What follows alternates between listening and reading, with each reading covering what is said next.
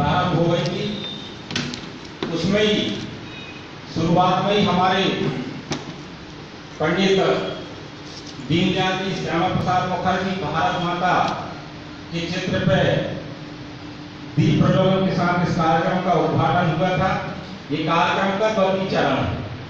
और 10वीं चरण में केवलारी और लखनऊ विधानसभा के सभी दायित्ववान कार्यकर्ता जिनको इस जन जागरण अभियान में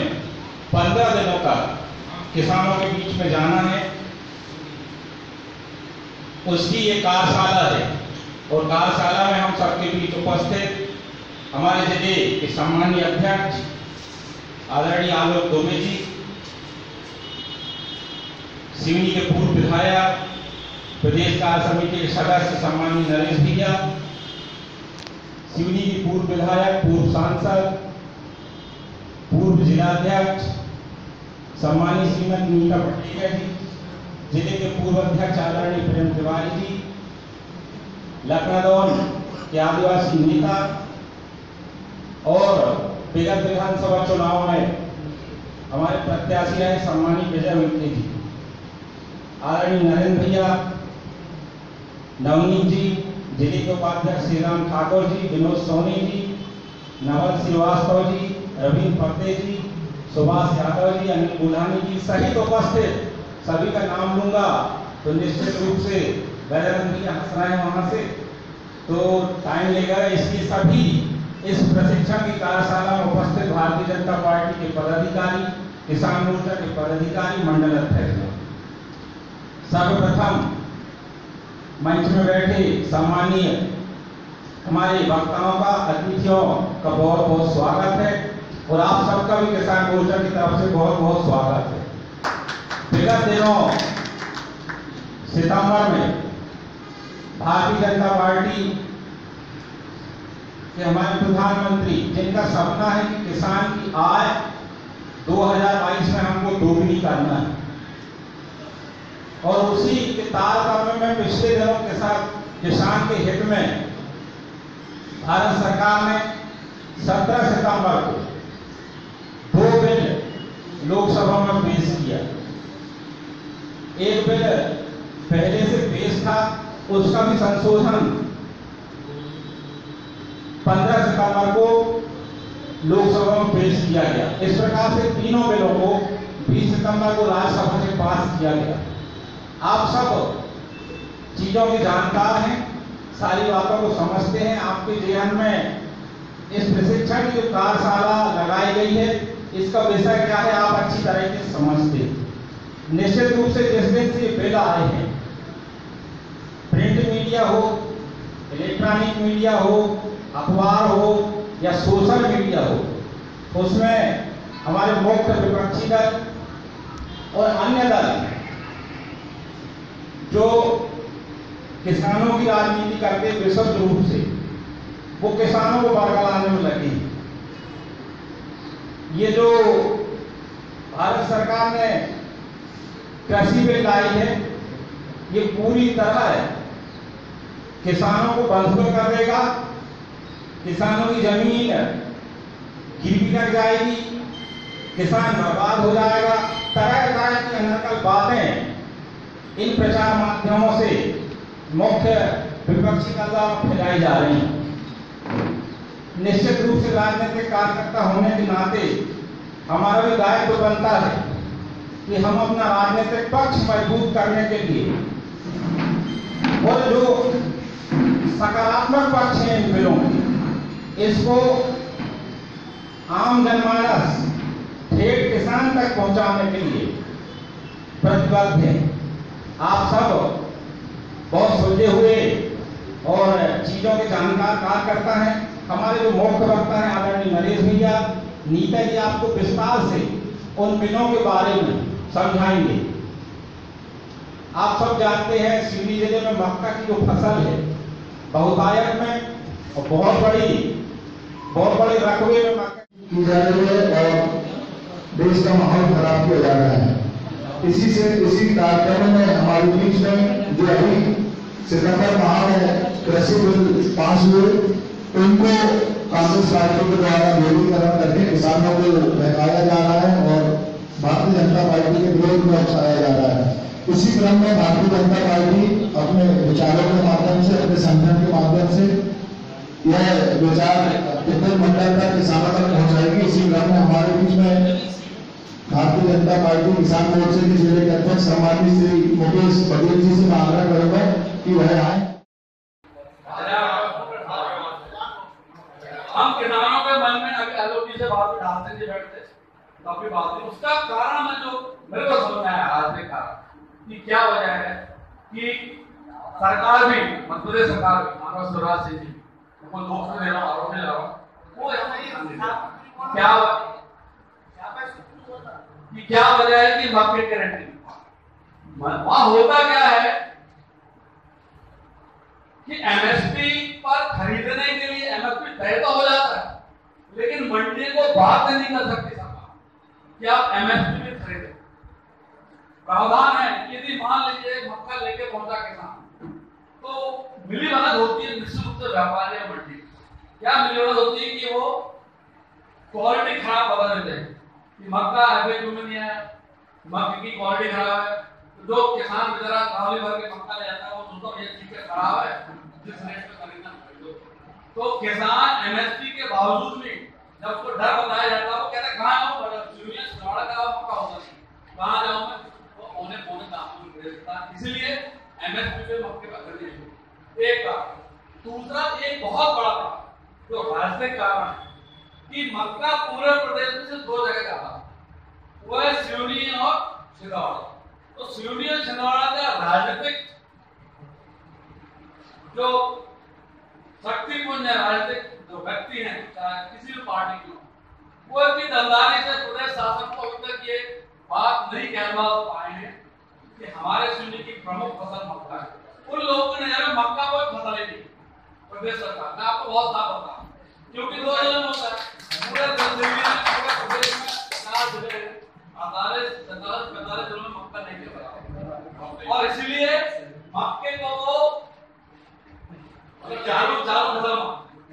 इसका एक बात हल मानवर मैंने आलोक जी से बात की है, मानवर आलोक सिंह से मैंने बात की, किसान मोर्चे बैठे हैं मुकेश जी से बात की है कि इस बात को गंभीरता से प्रदेश में रखने की आवश्यकता है कि मक्का सिवनी के जीवनदायी फसलों में से एक है। इसके पहले भी ये विषय आए, आलोक जी बताएंगे आपको, पर होता क्या उसकी गड़बड़ी क्या है। आलोक जी जलाध्यक्ष, नीता जी जलाध्यक्ष, मैं रहा हूँ जलाध्यक्ष, इसके पहले सामने ये विषय हुआ है, पर क्योंकि जलाध्यक्ष के पास एक नहीं 50 समस्याएं रहती है और हम जब जाते हैं स्वराज सिंह जी के पास, नरेंद्र तोमर जी के पास, तो हमारे पास 20 समस्या रहती हैं। उन 20 समस्याओं में से मक्का की एक समस्या है, तो वो 20 समस्याओं में मक्के की समस्या गौर है। तो केवल एक प्रतिनिधिमंडल केवल किसानों का केवल एक सूत्र लेकर के स्वराज सिंह जी के पास जाएगी, जिस दिन मेरा दावा है उस दिन मक्का उनकी नजर में आएगा और वो मक्का को भी एक महत्वपूर्ण फसल माने। मैंने निवेदन किया है अभी जिले के पदाधिकारियों से मक्के को भी एक महत्वपूर्ण फसल बनाते हुए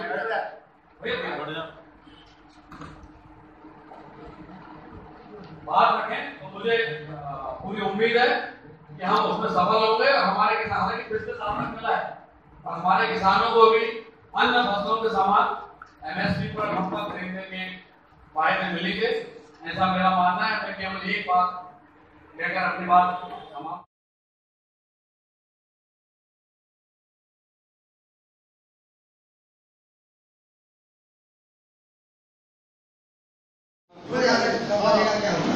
आपको बता दूं कि शिवराज जी ने प्रधानमंत्री ने भूमि पूजन किया था मनमोहन राजी के साथ में। बाद में सरकार बदल गई और बदल जाने के बाद उस मामले को मनमोहन राजी ने लंबित करके इस बात को 100% विश्वसनीयता के साथ क्या होगा आज इसको हल हुआ तो पॉलिटिकल निर्णय किया कि इस सरकार के निर्णय को दूसरी सरकार को पालन करना चाहिए, नहीं किया। अब क्या है कि परिस्थिति थोड़ा परिवर्तित हुई है। उस समय पर सारा पैसा मध्य प्रदेश की सरकार देना चाहती थी, जैसा चुनाव के टाइम पर माननीय मुख्यमंत्री ने तय किया। और लगता है कि इसमें वीडियो भी जो बने हैं वो भी सोशल मीडिया के माध्यम से जिले में प्रचारित होते हुए बड़े विस्तार से इस बातें जो आई हैं, चाहे बिल को लेकर के नरेंद्र ने जो विषय थे तो एक एक विषय को उन्होंने सारी चीजें क्लियर की, साथ ही साथ प्रैक्टिकल रूप से किस प्रकार से हम सारी चीजें करते हैं या करना चाहिए कृषि को लेकर के, वो डॉक्टर साहब ने अपने अनुभव के आधार पे, अपने राजनीतिक अनुभव के आधार पे और जिस प्रकार का उनका स्वभाव है प्रकृति को लेकर के, उसको लेकर के उन्होंने आपके बीच में रखा। निश्चित रूप से देश के यशस्वी प्रधानमंत्री माननीय नरेंद्र मोदी जी के द्वारा अंत्योदय का जो हमारा मूल वाक्य, मूल विचार, जिस विचारधारा को लेकर के हम चलते हैं, उस विचार को लेकर के उन्होंने जो अपनी योजनाएं दी, चाहे वो हम प्रधानमंत्री आवास के रूप में कह लें, चाहे शौचालय के रूप में कह लें, चाहे जनधन खातों के रूप में कह लें, एलपीजी गैस के संबंध में कह लें, या किसानों के संबंध में अगर मुख्य रूप से अगर हम चूंकि इस कार्यशाला में बैठे तो ये बात जो किसान सम्मान निधि की अभी डॉक्टर साहब ने कही कि 6,000 रुपए इसमें किसान सम्मान निधि के रूप में लगभग 92,000 करोड़ रुपए इस पूरे देश में दिए गए किसानों को। साथ ही साथ उसी में हमारे प्रदेश की जो मुखिया हैं उन्होंने 2 कदम और आगे बढ़ते हुए उसमें 4,000 और प्लस किया और 10,000 रुपए आप किसानों को मध्य प्रदेश में दिए। इस प्रकार से डॉक्टर साहब और हमारे समस्त जनप्रतिनिधियों के साथ मध्य प्रदेश में विभिन्न प्रकार की जो योजनाएं थी, चाहे वो किसानों को लेकर स्वामित्व योजना रही हो, बड़ी प्रभावी योजना दी गई है। इस प्रकार से शहरों में हमारे जो घर होते हैं उसका मूल्यांकन होता है, उसी बेस को लेकर, क्योंकि गाँव के जो हमारे घर थे, गाँव के हमारी जो संपत्तियां थी उनका कहीं ना कहीं मूल्यांकन कम था। तो स्वामित्व योजना एक बड़ी महत्वाकांक्षी योजना है, ये भी कहीं ना कहीं एक प्रभावी योजना होगी। अभी डॉक्टर साहब ने बहुत सारी बातें किसानों के संबंध में बताई कि रेल योजना, प्रधानमंत्री रेल योजना, प्रसन्न रेल योजना जो है वो लागू की गई, स्वायत्त हेल्थ कार्ड है, साथ ही साथ आयुष्मान हेल्थ कार्ड है, ये किसानों के लिए प्रभावी योजना है। साथ ही साथ क्षतिपूर्ति के जो नियम में बदलाव हुए हैं वो भी, जैसे भाई साहब ने बताया कि पूर्व में भी क्षतिपूर्ति के लिए कुछ नियमों में बदलाव हुए, वो भी कहीं ना कहीं इन भावों को प्रकट करते हैं कि किस प्रकार से हमारे देश के प्रधानमंत्री किसानों की आय को दोगुना करना चाहते हैं। ये उन्हीं की कहीं ना कहीं दूरगामी सोच का परिणाम है कि जिस आधार पे ये सारी योजनाएं फलीभूत हो रही हैं, और साथ ही साथ ये जो आगामी हमारी जो योजनाएं हैं इनको लेकर के जो भ्रम फैलाया जा रहा है, ये हम सबकी जिम्मेदारी बनती है कि ये जो भ्रम फैलाए जा रहे हैं ये हम जन जागरण के माध्यम से, और साथ ही साथ कुछ जो निर्देश हमको प्रदेश स्तर से प्राप्त हुए हैं उनके माध्यम से हम घर घर संपर्क, बूथ स्तर तक हमारे जो कार्यकर्ता हैं और हमारे जो वक्ता जो तय है, इसमें कुछ हमने, क्योंकि आगामी हमारे चुनाव जनपद जिले के आने वाले हैं, सरपंचों के चुनाव हैं, और इसी दृष्टि को कहीं ना कहीं वो रखते हुए कि हमारे वहाँ जो कार्यकर्ता है, उस क्षेत्र का जो हमारा कार्यकर्ता है, उस क्षेत्र में जो हमारा काम करने वाला कार्यकर्ता है, वो कहीं ना कहीं इस माध्यम से चार्ज हो। और क्योंकि हम ये मानते ही हैं कि कार्यक्रमों के माध्यम से कार्य क्षमता का विकास कार्यकर्ताओं में होता है, इसी भाव को लेते हुए कहीं ना कहीं ये कार्यक्रम और ये जिम्मेदारी इस बार उनको दी गई। साथ ही साथ वरिष्ठ नेताओं की पूरी श्रृंखला उनके पीछे रहेगी, वक्ता टोली हमारी पीछे रहेगी, और कहीं ना कहीं उनको संयोजन करने का काम हमारे जो जिले का नेतृत्व है वो करने वाला है। साथ ही साथ इसमें हमारे सभी जिम्मेदार जितने, चाहे हमारे सांसद जी हैं, चाहे विधायक जी हैं, या जिला पंचायत की हमारी अध्यक्षा जी हैं, सदस्य हैं, इनका भी कहीं ना कहीं आप जिस रूप में आप योग लेना चाहें, अपने जो निश्चित क्षेत्र हुए हैं आप लोगों के, उनमें उनकी डेट लेकर के आप उन्हें अवश्य रूप से बुला सकते हैं। तो इस प्रकार से ये प्रभावी कार्यक्रम क्षेत्रों में पहुंचे, दर्शकों के बीच में जो भ्रम की स्थिति बनाई गई, वह भ्रम की स्थिति आज हम इस प्रयोगशाला में जो हमारे भ्रम हुआ करते थे, तो कहीं ना कहीं हमने निश्चित रूप से दूर भी किए होंगे, और सारे बिलों को लेकर के आप सबने सारी बातें समझी भी हैं विस्तार से। गाँव हमें इसको पहुंचाना भी है, चौपाल लगा करके भी वो करना है, और साथ ही साथ कुछ मंची कार्यक्रम भी हमें इसमें आयोजित करना है। साथ ही साथ बुद्धिजीवी सम्मेलन वेबिनार के माध्यम से आयोजित हो, यह भी एक निर्देश इसमें हमको प्रदेश स्तर से प्राप्त है। किसान नेताओं एवं संगठनों के साथ भी इस संबंध में व्यापक चर्चा हो, यह भी प्रदेश स्तर की हमारी मांग है, और यही मांग हम आपसे करते हैं कि इस प्रकार के आग्रह किसान संगठन और जो हमारे किसान नेता हैं उनके बीच में बातें हो। साथ ही साथ पत्रकार वार्ता अभी हमारी जो बड़ी आयोजित हुई है, जिसमें प्रमुख रूप से हमारे सिवनी बालाघाट के सांसद जी के द्वारा जो पत्रकार वार्ता आयोजित की गई थी, साथ ही हमारे केंद्रीय नेता माननीय फतेह सिंह कुलस्ते जी के द्वारा भी प्रेस वार्ता इसमें आयोजित हुई है। अभिनंदन पत्र की भी एक प्रमुख बात इसमें आती है कि किसानों के द्वारा इसमें माननीय नरेंद्र मोदी जी को लेकर के और कृषि मंत्री नरेंद्र तोमर जी को लेकर के ये कृषि सुधार बिल जो आए हैं, इसको लेकर के अभिनंदन पत्र भी हमारे क्षेत्रों से जाए, यह भी एक निर्देश हमें प्राप्त हुआ है। साथ ही साथ होर्डिंग और जो भी हमारे सोशल मीडिया के जो बंधु हैं वो भी प्रमुख रूप से इसमें प्रचार प्रसार इस माध्यम से करें, बिलों के माध्यम से करें, और जो हमारे क्षेत्र में जो नेता हमारे जाने वाले उनका भी व्यापक रूप में प्रचार प्रसार सोशल मीडिया के माध्यम से हो। इसलिए नीचे तक हमारी जो सोशल मीडिया की लिंक है वो हमारे सभी मंडल अध्यक्ष और सब में मेरा ये निवेदन है कि उस सोशल मीडिया की लिंक को कहीं ना कहीं चार्ज करें, उनसे बातचीत करके उन्हें उन स्थानों की जानकारी हो, साथ ही उन्हें भी उसमें सम्मिलित रखें। इस प्रकार से ये पूरा जो संपूर्ण कार्यक्रम है, ये सब किसान मोर्चा की मुख्य रूप से जिम्मेदारी है ही किसान मोर्चा के मंडल अध्यक्ष जो हमारे, और साथ ही साथ जिले के अध्यक्ष जी का भी अगर आप सहयोग लेना चाहें तो वो भी उनकी समय की उपलब्धता के कारण आप उससे समय ले सकते हैं। साथ ही साथ विभिन्न हमारी इस प्रकार की जो बिल है, चाहे सोशल मीडिया की बिल है, चाहे अन्य प्रकार के जो व्यापारी संगठन है, उनका भी हमको इस कार्यक्रम में सहयोग लेना है। साथ ही साथ प्रभावी रूप से पूरे जिले में ये कार्यक्रम हों, ऐसी हम जिले नेतृत्व की आपसे अपेक्षा है। और चूंकि आगामी समय में कहीं ना कहीं ये पूरा अभियान इसको लेकर के आप सब जाने वाले हैं, इसलिए मैं आप सबको बहुत बहुत शुभकामनाएं देता हूँ। अगर अन्य और कोई भी इस प्रकार की कोई आपको दुविधा इसमें बिल को लेकर के समझ में आती है तो आप हमारे वरिष्ठ नेताओं से संपर्क कर सकते हैं, बाय फोन कर सकते हैं, स्वयं जाकर के भी बातचीत कर सकते हैं, या अगर आप यहाँ चाहें तो यहाँ से भी कर सकते हैं। मक्का को लेकर एक प्रमुख बात आई है कि मक्का का जो मूल्य है वो हमको मिल नहीं पा रहा है। मैं आपको निश्चित रूप से ध्यान दिलाना चाहूँगा कि पिछली बार जब मुख्यमंत्री जी का आगमन यहाँ से ही होने वाला था, जो अतिवृष्टि को लेकर के उनका संभावित दौरा था यहाँ पर, तो जो जिला नेतृत्व तो हमारे सभी जनप्रतिनिधियों के द्वारा जो उनसे आग्रह किया गया था, वो चूंकि वो दौरा तो कल गया, पर उस दौरान मैंने ये पत्र उनको जरूर भेजा था। साथ ही साथ रिमाइंडर के रूप में मैं लगातार कृषि मंत्री जी और हमारे जो अभी कल ही हमने मुख्यमंत्री जी को भी ये पत्र हमने प्रेषित किया है। तो लगातार जिला नेतृत्व तो हमारा और हमारे जितने संवेदनशील प्रतिनिधि जनप्रतिनिधि हैं वो इस बात को लेकर के कहीं ना कहीं प्रयास कर रहे हैं कि मक्का का अधिकतम मूल्य आप सबको प्राप्त हो, हमारे किसान भाइयों को प्राप्त हो। यह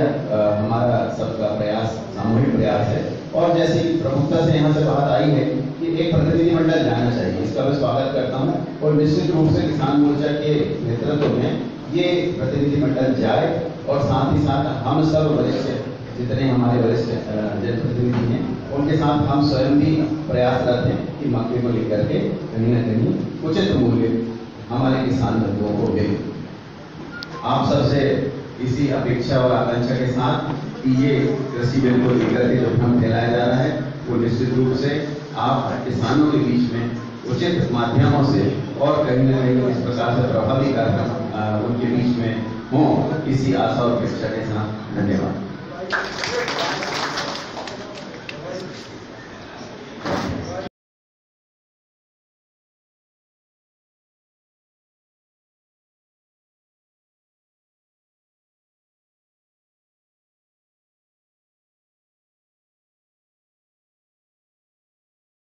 तलवार निकाले तो तुम बंदूक निकाल दो। तुम्हारे पास बहुत है भाई हथियार, उनके पास कोई हथियार नहीं है। उनके पास केवल गाल बजाने का काम बचा है, केवल और केवल। आपके पास हथियार ही हथियार। जब एक हाथ मानो मक्का में आपको लगता है फेल हो गए, बाकी तो है आपके पास 99 बात कहने के लिए, इसलिए कोई एक चीज में कोई कमी हो जाए ऐसा कहीं लगता हो तो इसलिए उसका पूरी चिंता किया। जिस प्रधानमंत्री ने कांग्रेस के घोषणा पत्र को 100% अपनी सड़क, जो घोषणा पत्र हमारा भी था, कहोगे साहब मैं बनूंगा तो मैं सड़क बनाऊंगा, दूसरा सरपंच कहेगा मैं भी बनाऊंगा तो मैं भी बनाऊंगा, तो हमारे में भी है उनमें भी है, हमारी बनी तो हमने बना दिया, तो उनके पेट में क्यों दर्द होना चाहिए, इस बात को ज्यादा इंगित करना है। ये कांग्रेस का घोषणा पत्र है कि मैंने उधर बंटवाया था पूरा। आप चाहो तो कांग्रेस का घोषणा पत्र नेट से निकाल सकते हो, आप चाहे तो ये तीनों बिल आप लोकसभा में जाएंगे तो आपको तीनों बिल आपको नाम से करेंगे तो तीनों बिल निकल के आ जाएंगे। तो ये जब पढ़ोगे तो आपको पता लगेगा कि जितने कानून हमने पास किए हैं कांग्रेस के घोषणा पत्र में अक्षरशः है। कांग्रेस का घोषणा पत्र का पेज क्रमांक 7 इसमें क्या है, 9 से लेकर 21 तक ये सारी बातें होने लगेंगी। और जब पूरे से 13 तो कांग्रेस को पता नहीं तुम्हारा ये ना, अब क्या तकलीफ है, कोई तकलीफ है